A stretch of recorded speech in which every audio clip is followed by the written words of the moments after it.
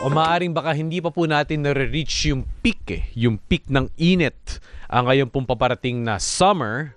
Pero at least maganda na pong handa tayo. Kumbaga proactive steps, yan naman po tayo talagang ating adhikain ang ating advokasya. Kasi sabi po ng ating mga doktor, madalas po pumunta sa kanila kapag nandyan na, kapag minsan it's too late or sometimes pwede namang naiwasan. Pero dito po, no, syempre sa ating po mga usapin sa doktor serbisyo, kung pwede pong maiwasan na muna agad, prevention is better than cure. Makakasama po natin ngayon ating suki, ang interventional cardiologist, walang iba, Dr. Jeffrey De Jesus. Doc Jeff, maraming po salamat sa inyong pong pagbisita muli today. Ay, magandang umaga, Migs. Magandang umaga sa mga nakikinig. Alright, iwas heat stroke ngayong panahon ng tag-init. Usually, Doc, pag sinabing heat stroke, parang grabe naman. Baka sobrang extreme na nang nangyari sa'yo para ma-heat stroke ka. Pero, are there early signs? Or like, are there early mga activities natin na, baka papuntang heat stroke yan? Siyempre, ang unang-unang dahilan kaya na heat stroke tayo is yung exposure natin sa sobrang init na panahon. Lalo na ngayong mga tag-init, very humid at hindi tayo, nagpapoys tayo Kaso ang problema, hindi nag-evaporate masyado yung pawis na yun. So, yung proseso kasi ng pagpapawis natin, usually, naglulose tayo water, pero yun yung proseso ng cooling ng katawan natin o yun yung proseso para magpalamig yung katawan natin kasi exposed tayo sa init Yung pagpapawis, Doc. Oo. That's kumbaga, cooling mechanism Cooling kasi of the body. yung process ng evaporation, pagka lumabas yung pawis natin sa balat natin, pag nag-evaporate yun, nagko-cool yun sa katawan natin. Ang problema, pagka kahit mainit, pero humid din, ibig sabihin maraming water vapor sa hangin, hindi rin kaagad nag-evaporate yung pawis natin. So makikita mo sa mga t-shirt natin, pawis na pawis pa rin. Hindi, kahit gaano karami yung pawis na nilalabas mo, hindi pa rin lumalamig yung katawan mo.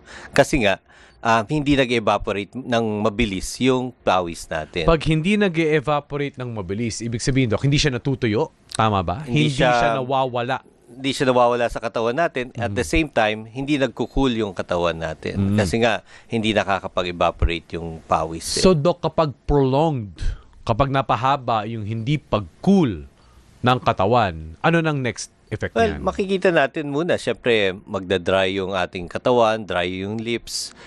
Pero in extreme cases, nagkakaroon na ng symptoms na dizziness, headache, confusion. Yan yung mga early signs ng heat stroke. Sino po usually, Doc, ang mga, kumbaga, prone dito sa heat stroke? Halos lahat tayo vulnerable kahit na yung athletic na tao vulnerable. Pero syempre, yung mga medyo may edad, yung mga senior citizen natin, yun yung unang tatamaan niyang heat stroke. Kasi iba na yung balat nila, yung cooling capabilities ng skin nila, iba na hindi katulad ng mga mas bata. Pero yung mga ating mga kababayan na nagtatrabaho sa labas, hindi naman lahat may access sa malamig na environment katulad ng air conditioning. Yung mga nagtatrabaho sa, let's say, example na, yung mga nakikita ko, papunta ako dito, yung mga delivery drivers natin, nakamotor lang yan. Takbo lang ng takbo, building to building yung delivery drivers natin yan. Hindi nila napapansin na sobrang init na nung panahon. Ang gusto lang nila maka-deliver ng mabilis. Pero nakita mo naman yung sikat ng araw ngayon, napakainit. So, yung mga taong exposed sa init ng araw, yan yung number one na pinakadelikado magkaroon ng heat stroke. At syempre, Doc, shoutout din sa mga frontliners sa initan, mga security guard, mga construction worker, Yes, mga traffic enforcer. Tama. Na kumbaga buong araw na nakatayo at nakabilad sa araw at balot na balot pa, Doc. Nakita mo naman yung suot ng mga traffic enforcers natin. Opo. Minsan nakabota pa yan, ang init-init. Pati mga security guards, kasi ang usual uniform ng security guards, ayun, di ba, talagang balot na balot ang katawan, tapos talagang... Yung tela nila, hindi pa cotton yan. Yung mga... Oo. Basta yun yung mga hindi masyado nag-absorb ng pawis Correct. So, Yung importante din yun, Doc, yung clothing. tama. Yung Siyempre, kung tayo may choice para makapagbihis ng komportable, yun yung number one choice. Siyempre, ang pinakamaganda diyang suotin, yung mga maluluwag na damit, light colored, meaning hindi kulay itim yung susuot mo, and yung mga cotton, yung talagang nag-absorb ng pawis. Kasi katulad nga sabi ko, pagka nagstay lang yung sweat, yung pawis sa ating skin at hindi naman siya talaga nawala, walang evaporation na mangyayari, hindi ka rin magko-cool down. So Doc, kapag, ako po, isa po dyan sa team pawisin. Pag yung mga team pawisin, talagang mabilad sa initan, mapawisan, tapos magstay lang doon, di ba? Yung t-shirt, tapos pawis sa pawis ka, hindi pala siya nakakatulong. So importante din yung nagpapalit ka rin ng damit. Nagpapalit. At the same time, nagpapalit ka rin ng electrolytes at water na nawawala sa katawan mo. Yung tubig na nawawala sa katawan mo. Doc, baka pwede po ma-explain muli yung kulay ng t-shirt. Kasi 'di ba, sabi nyo nga hindi itim, dapat light colors, dapat puti lang. Ano nga po ba yung explanation nun kung bakit kung paano rin siya natatapat sa araw? Yung mga light colors tulad ng mga puti, yung mga light blue, Mga yan yellow. po yung yellow, yan po yung colors na nagre-reflect mostly ng light. Alam na natin yung sunlight ay may kasamang init na kasama yan. So, pagka nagsuot po kayo ng dark colored na damit, nag-absorb naman yan ng heat. Nag-absorb yan ng light. So, pagka nag-absorb yan ng light, yung heat, ma-absorb mo rin. Okay, so ibig sabihin kapag light colors, parang tatalbog lang siya. Magre-reflect. Pero Oo. mainit pa rin. Pero not as much as yung mga nakaitim, yung mga dark na colored na shirts. Now, Doc, let's talk about dehydration. Kasi syempre, yun ang number one. Very common naman po yung term na yan. Ang dehydration kapag talaga nainitan ka, nauuhaw ka, at hindi mo na-replace, hindi ka nakakainom ng tubig, hindi ka nakakainom ng electrolytes. Paano po ba ang dapat na pag-inom nito? Yun talaga lagi ko pinapaalala sa mga sa mga pasyente ko At syempre yun yung papaalala ko sa mga nakikinig na kung na-expose tayo sa init, pinapawisan ho kayo, just make sure na may access kayo sa malamig na tubig or nakakainom pa rin kayo ng tubig. Huwag niyong hayaan na ma-dehydrate kayo. Kailangan talaga na pagka basta pinapawisan kayo, palitan nyo na kagad ng tubig yung nawawala. Tubig lang ba, Doc? Kasi pag sinabing, dapat merong electrolytes na hindi tubig lang. Tama rin naman. May electrolytes din nawawala pagka pinapawisan tayo. Medyo maalat yung pawis natin. So, natural lang na may loss ng electrolytes. Pero, yung pag-replace ng electrolytes, lalo na kung athletic na individual ka, usually, pagka pinapawisan ka ng more than 1 to 2 hours na, or nasa labas ka na for more than 1 to 2 hours. Let's say, naglaro kayo ng basketball pero ang game nyo naglalast more than 2 hours, it's time na yung replacement din may kasamang electrolytes. But this will not apply to everyone. Ang number one o pinakaunang paraan pa rin para ma-rehydrate yung isang tao ay through water. Hindi electrolytes and water. So water talaga muna dapat. Pinaka-importante. Doc, kasi baka mamaya, hindi naman natin maiwasan, di ba? Ang pag mainit, kailangan malamig na tubig. Yung mga nagbabasketball, ice tubig, di ba? Sa mga plastic. Hindi mo rin maiwasan, nako. Pag dyan, o mga laro-laro dyan, o laro tayo para sa soft drinks. O diba, sa mga colored na mga inumin. Baka mamaya mawili ang tao doon kasi syempre, masarap yun eh. Diba, Doc? Yung sugar kasi doon sa inumin natin, plus yung caffeine, halimbawa, soft drinks talaga iniinom mo, diuretic din yun. So, maaring lalo kang ma-dehydrate kung yun yung gagamitin mong paraan para ma-hydrate. Kung lalabanan mo yung dehydration with soft drinks lang, baka hindi siya enough. Kasi diuretic din yung caffeine. Ibig sabihin ng diuretic, Doc, syempre Pampaihi rin. So, pinapawisan ka, tapos ihi ka pa rin ng ihi dahil sa diuretic. Ito po, Doc, may question po dito. Doc, mas okay po ba yung may kaunting salt ang tubig para mapabagal ang dehydration? Hindi. Well, syempre pagka yung mga rehydration salts namin na binibigay sa mga pasyente nagtatay, may salt yun, pero computed yun. Hindi yun pwedeng masyadong maalat. May solution yun na kino-compute. Hindi pwedeng sobrang daming asin or kailangan sakto lang yung number ng salt. Baka na yun. mamaya syumat ka ng asin, hindi naman Lalo ka tama yun. madidehydrate. Lalo ka madidehydrate. So dapat tubig pa rin talaga ang number one. Pinaka-safe para wala masyadong risk para sa pasyente or sa mga gustong uminom, tubig lang, safe naman. Make sure lang malinis yung tubig na ininom nyo. Okay, Doc. So just in case, ito na po, kung talagang di na naiwasan, na heat stroke na, o kumbaga yung signs telling na, naku, baka nagkaka-heat stroke na to. Ano po ang mga unang tips dito, Doc? Actually, dumadalas na yan eh. So, sa mga kababayan natin na may pakiramdam na confusion, yung talagang nadidehydrate sila, lipat na po kayo sa lugar na malamig. O kaya kung yung kasama nyo, yung feeling niya na heat stroke siya, pinakamabuti, dali nyo sa lugar na malamig, paypayan, medyo luwagan yung mga damit nila.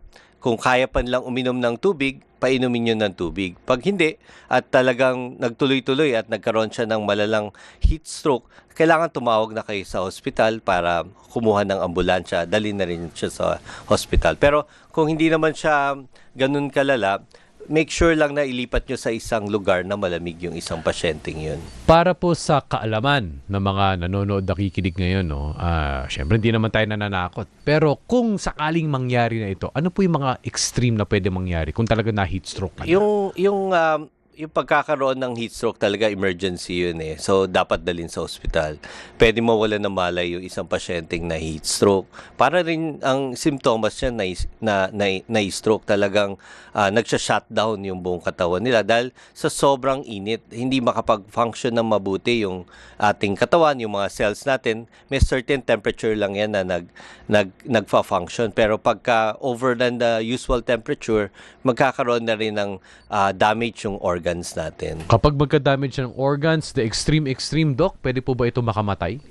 So far, meron rare cases, meron talagang nagkakaroon ng deaths because of heat stroke. Pero once na nadala naman sila sa hospital o kaya sa clinic, naagapan naman kagad.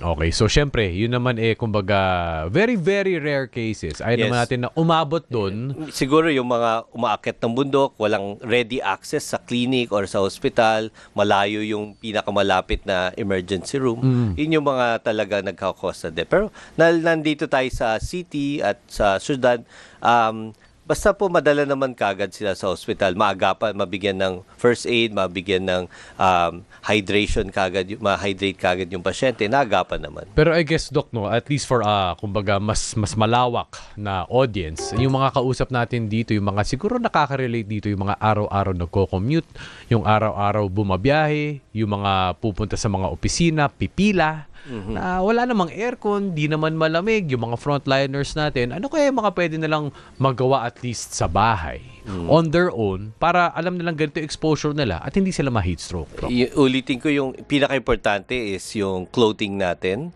and yung hydration. So sa clothing, kailangan light-colored and cotton. Huwag tayo magpatong ng maraming layers sa damit natin ngayon. Medyo, minsan uso naka-t-shirt pero naka-denim jacket. May hoodie pa, Doc. May mga naka-hoodie pa. Iwasan natin yung ganong klaseng pananamit ngayong tag-init. Light-colored clothing lang and as much as possible, yung cotton para nakaka-absorb kagad ng pawis. And then yung sa hydration, make sure na kung may plano talaga kayo magtrabaho sa initan or alam nyong maglalakad kayo sa malayong medyo mainit talaga, make sure na nag-hydrate pa kayo or nagdadala kayo ng tubig nyo. Doc, does it matter kung malamig o maligamgam lang ang tubig? Kasi kung nag-overheat na yung katawan mo, mas maganda talaga na medyo malamig yung tubig. Huwag naman super lamig. Pero kung mainit at nagkakape ka at pawis na pawis ka na, lalo kang papawisan din Pero generally, Doc, general consumption lang ngayong summer. Kasi baka mamaya, hindi, ayoko inumin yan kasi hindi malamig. Init na init ako pero gusto ko yung malamig. Pero kung wala kang access, sabihin natin talagang warm water lang, will that address the dehydration? Of course, ma-address naman. Sinasabi ko lang, mas ideal yung medyo malamig na tubig. Pero kung yun lang talagang like galing sa tap, galing sa gripo yung tubig, basta malinis, okay yun. Alright, so yung temperatura po ng tubig, okay lang yan? Either wala lang kaso. mainit, wag Wag lang hot and Yes, boiling yes. water. Alright. Panghuling paalala na lang po, Doc, sa ating po mga viewers and listeners. Well, yung papaalala ko lang naman dahil mainit ngayon, dapat aware sila na may mga gantong klaseng kondisyon.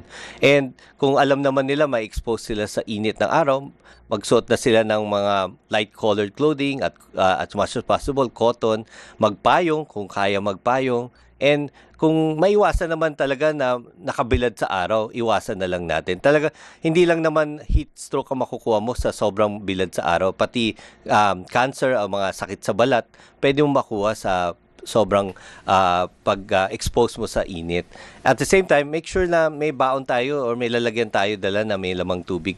Kung sakasakaling abutan tayo kung saang lugar na medyo talagang kulang yung tubig doon, at least meron ho kayong dala. Ito, parang ganito po, tumbler. Yeah, diba? recyclable yan. So, Recyclable. Oo. Tsaka, marami naman ngayon mga Siyempre, nagbebenta eh. Di as naman much as possible, wag nga yung bottled water kasi sayang sa environment.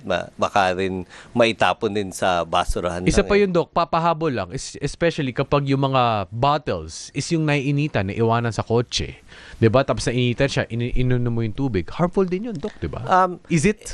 Hindi natin alam pero may mga studies na may microplastics ka nainom pagka talagang puro bottled water or galing sa plastic yung iniinuman mo. Kaya maganda yung mga reusable na bottles talaga. Marami naman po dyan sa mga online shopping, marami rin mga nagbebenta, makakatulong pa tayo sa environment. Maraming salamat po sa ating Dr. Serbisyo for Today Interventional Cardiologist, Dr. Jeffrey De Jesus. Doc Jeff, ingat po and have a blessed Holy Week.